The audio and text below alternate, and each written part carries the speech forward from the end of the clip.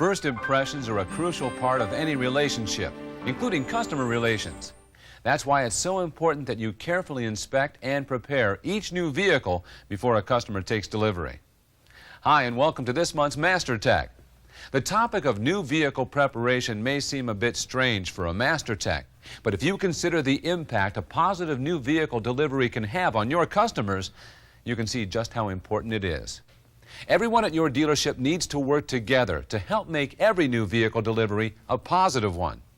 Because not only does a positive new vehicle delivery influence a customer's impression of Chrysler Corporation as a whole, a good first impression will also help get a customer back to your dealership for service and for possible future purchases. In this program, we're going to look at some routine and some not so routine items you need to be aware of when you prepare a new vehicle. Let's begin by taking a look at Chrysler's newly revised new vehicle preparation form.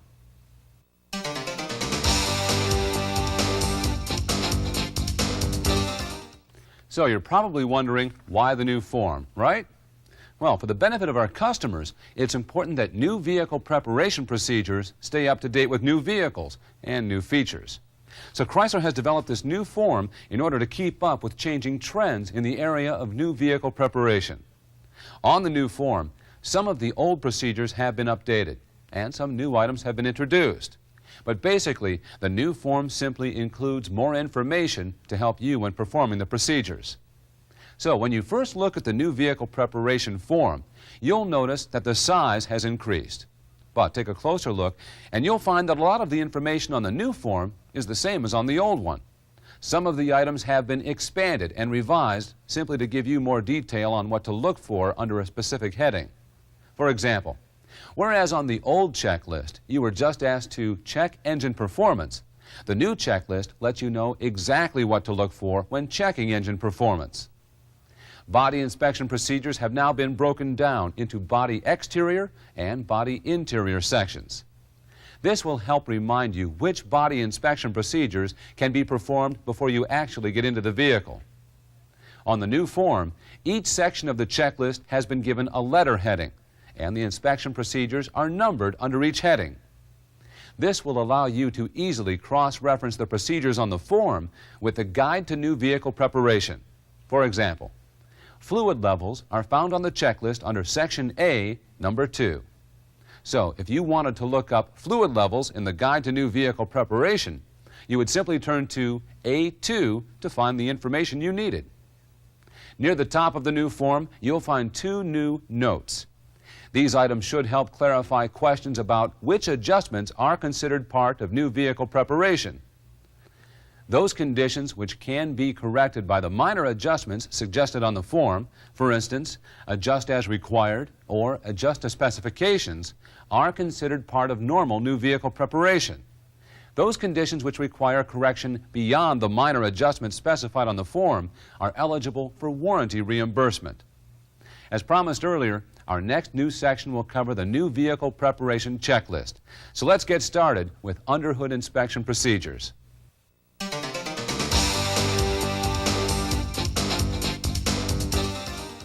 Part A of the new vehicle preparation checklist includes underhood inspection procedures.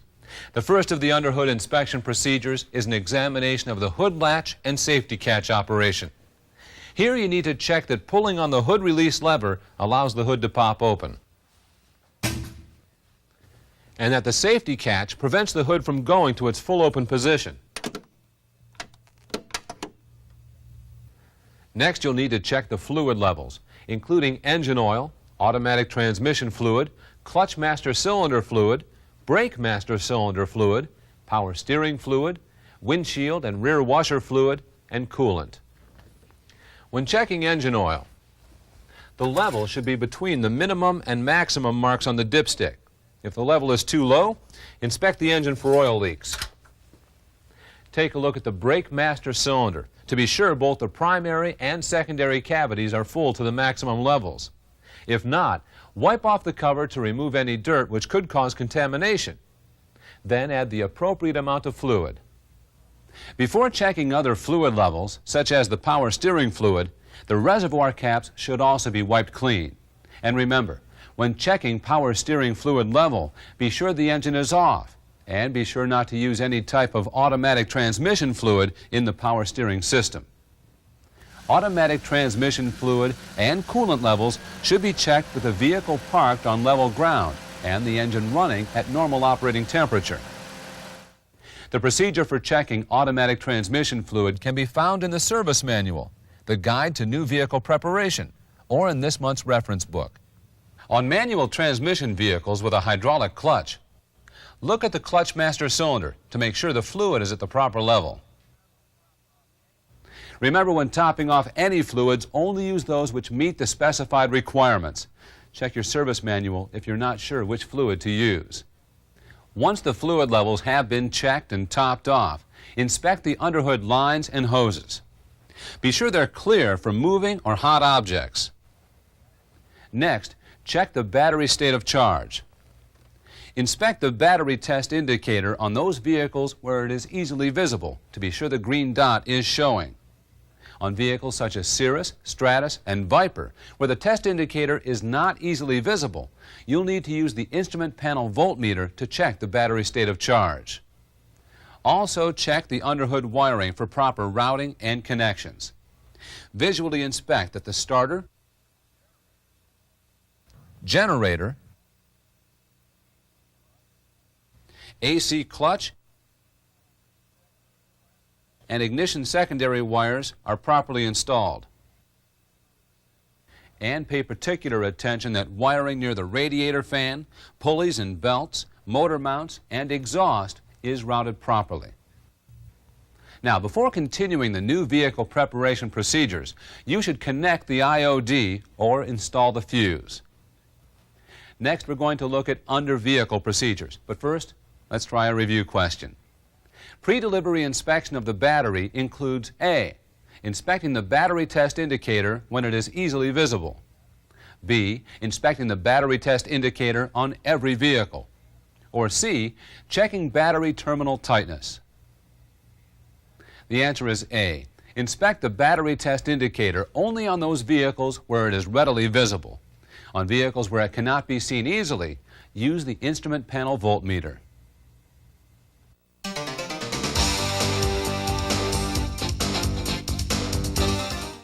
Section B on the new vehicle preparation checklist covers under-vehicle inspection procedures. Begin with a thorough visual inspection of the underside of the vehicle. Be sure to look for loose attachments, proper keying, leakage, clearance, and routing. Next, check the pressure of all tires, including the spare. Here you should recognize that during the manufacturing process, high pressures are often needed to properly seat the beads. So some tires are shipped with pressures above normal. In addition, tire pressure may vary within vehicle lines. Therefore, it's important to always check the tire pressure against that on the tire placard and adjust the pressure up or down as necessary. Once the tire pressures have been properly adjusted, remove any necessary tie-down brackets. For example, there are some tie-down brackets located at the rear of the frame on the Ram pickup that must be removed.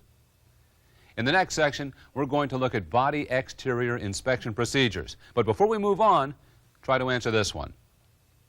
Vehicle tire pressures should be adjusted, A, only if the pressure is too low, B, up or down according to the specifications on the tire placard, or C, on all tires except the spare. The answer is B. Vehicle tire pressure should be adjusted up or down. Check the tire placard for proper specifications.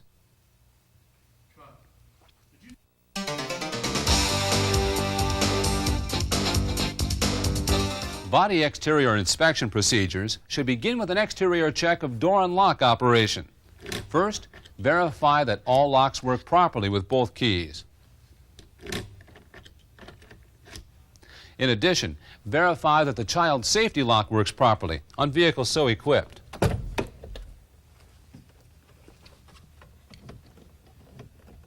Next, with the windows up, check that all doors, including the tailgate or liftgate and deck lid, open and close easily.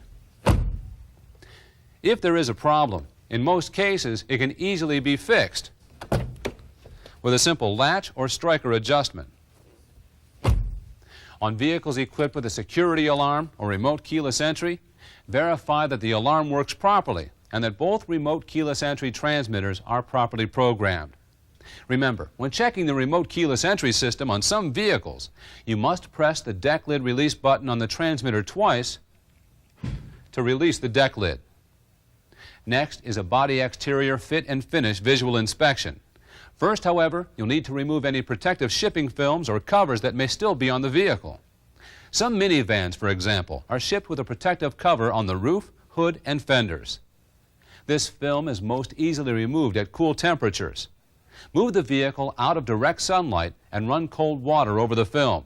Then peel it off, beginning in any corner. Any adhesive residue left on the vehicle can normally be removed using soap and water or Mopar Super Clean during your normal wash. Once any protective covers have been removed, visually inspect that the vehicle is free from paint chips, scratches, sags, runs, dirt, and corrosion. Check that the paint colors match on all panels, that the body is free from dents and dings, and that all moldings and tape stripes are properly aligned and securely fastened. It's also important to check the door and hood panels and the deck lid, tailgate, or lift gate for even gaps and for proper fit with adjacent panels. Next on the checklist, you'll find C3, or body sealing. At this point, you can visually inspect that there are no noticeably rolled weather strips or other indications that the vehicle weather strips are not sealing properly. Later, when the vehicle is washed before delivery to the customer, you should verify that no leaks are present during normal wash conditions. And finally, if the vehicle you're working on is a convertible, your last body exterior procedure should be to cycle the top to make sure that the pins are properly aligned and adjusted. Next is Section D, the body interior inspection. But before we climb into the vehicle, let's review. Protective shipping film is most easily removed from vehicles, A, at hot temperatures, or B, at cool temperatures. The answer is B, at cool temperatures. Remember, it's best to remove the vehicle from direct sunlight. Run cold water over the film and peel off the film starting in any corner.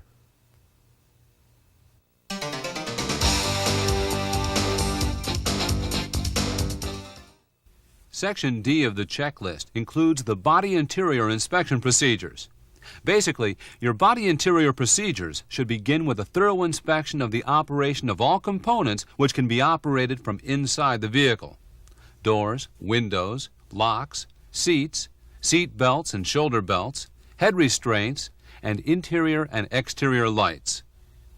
Be sure your inspection also includes the glove box and the remote deck lid release, sunroof on vehicles so equipped, child safety seats, and fuel filler door release on vehicles so equipped. Next, remove any protective covers from seats, carpet, and interior moldings, and check the instrument panel, glove box door, and moldings for proper appearance.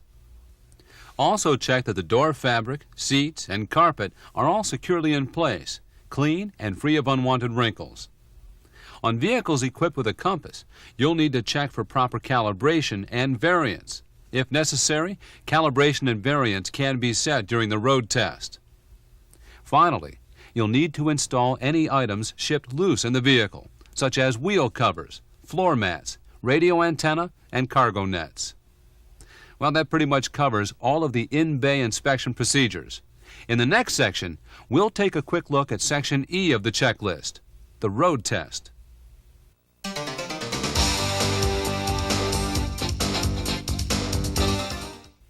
As you can see from the checklist, almost half the conditions checked during new vehicle preparation are checked during the road test. During your road test, it is not necessary to inspect the items on the checklist in any particular order. However, you must be sure that every item on the checklist is verified at some time if it pertains to the vehicle you're inspecting. For our purposes, we're going to follow the order on the checklist. So first, check the neutral safety switch operation by making sure that the vehicle starts in both the park and neutral positions, and that it does not start in any drive positions or reverse. Also verify shift interlock system operation. With the ignition in the lock or accessory positions, the shift lever should be locked in the park position. Turn the key to either the off or run positions and the shifter should be free to move into any gear. Some vehicles are also equipped with a brake switch interlock system. You'll need to check this by making sure the shift lever can only be moved out of park when the brake pedal is depressed. If the vehicle has a manual transmission, you'll need to verify the clutch interlock system to see that the engine starts only with the clutch pedal depressed. Next, start the engine. And take a look at the instrument panel warning lights and the message center lights to make sure everything is operating properly. Once you get on the road, you'll need to check the operation of all gauges, including speedometer, tachometer, temperature gauge, and fuel gauge. Check the horn for proper sound quality, the turn and emergency signals for proper operation and canceling after a turn, and the mirrors for ease of adjustment. Be sure to include the day-night mirror operation in this inspection. Your road test should also include a windshield wiper and washer test. Inspect both the washing and wiping patterns and verify operation of the intermittent wipe feature. And if the vehicle is equipped with a rear wiper and washer, don't forget to check that too. To check the heater and air conditioner, operate the system in all modes. Verify the blower works in all speeds and that the defroster works properly. In addition, check rear defroster operation by turning it on during the road test and checking the glass for warmth after the drive. Next on the list is the radio. The radio should be checked for good reception and sound quality on both AM and FM. In addition, on vehicles equipped with cassette or CD players, you should insert a tape or CD to be sure these components are in working order. And don't forget to set the proper time on the clock before delivery to the customer. On vehicles equipped with a trip computer or maintenance reminder, check that each of the modes operate properly. In addition, you should calibrate the compass and set the variance at this time if necessary. The speed control system should also be checked sometime during your road test. Be sure that on-off, set, resume, accelerate, decelerate, brake release, and cancel all operate properly, and that the selected driving speed is properly maintained. When checking the service brakes for proper operation, you should be sure that when the brakes are depressed, the vehicle stops in a straight line and that there are no unusual noises or vibrations. Parking brake operation should also be checked. First, park on a slight incline and apply the service brakes. Then place the transmission in neutral and apply the parking brake. Make sure the parking brake is easy to operate. Release the service brake to verify that the parking brake holds. In addition, check that the warning light has illuminated. Throughout your road test, you'll need to pay attention to the performance of the engine and transmission. Proper engine performance means the engine starts properly, idles smoothly and at proper speed, is free from stumbling and hesitation, produces sufficient power, operates within proper temperature range, and stops when the key is shut off. With a properly operating transmission, you'll find the park lock holds the vehicle. The shifter operates easily. The vehicle shifts smoothly. The vehicle upshifts and downshifts properly.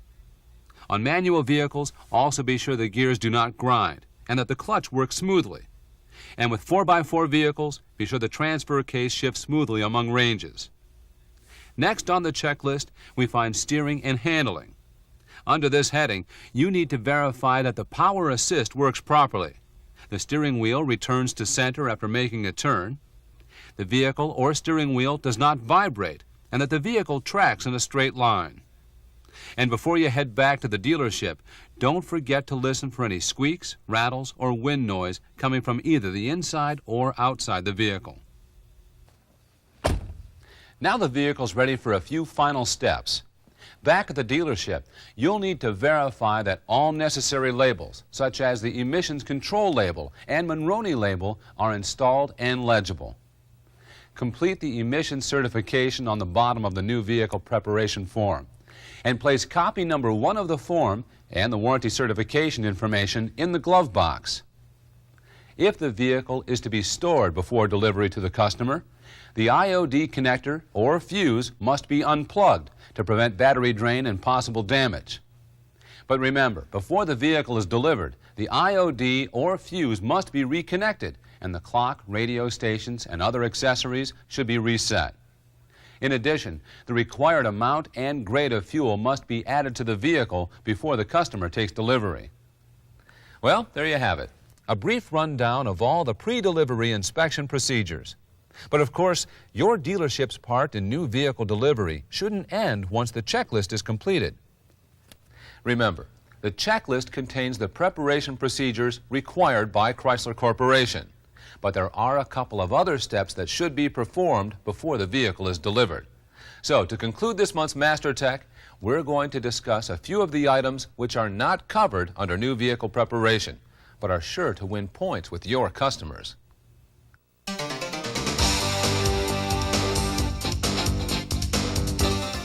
So now that the new vehicle has been inspected, it's time for the finishing touches.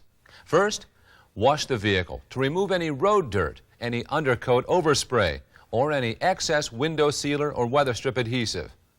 This also is a good time to double check that no water is leaking inside the vehicle. The tires and interior and exterior glass should also be cleaned. Carpet, seats, and moldings should be checked to make sure they have not become soiled since the initial inspection.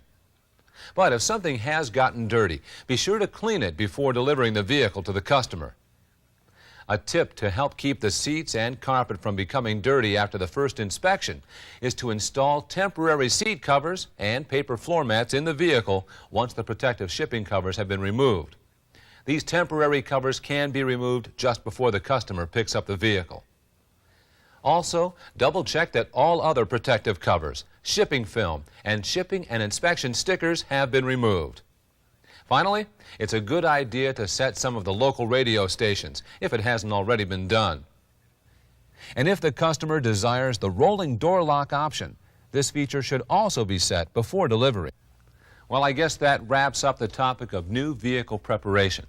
We looked at the new form, discussed all the items on the new checklist, and we concluded with some MasterTech tips on how to delight your customers. Remember, your dealership plays a crucial role in the first steps of customer satisfaction, so it's up to each of you to help make a customer's first impression of his or her new vehicle and your dealership a good one. Thanks for joining us, and we'll see you next month on MasterTech.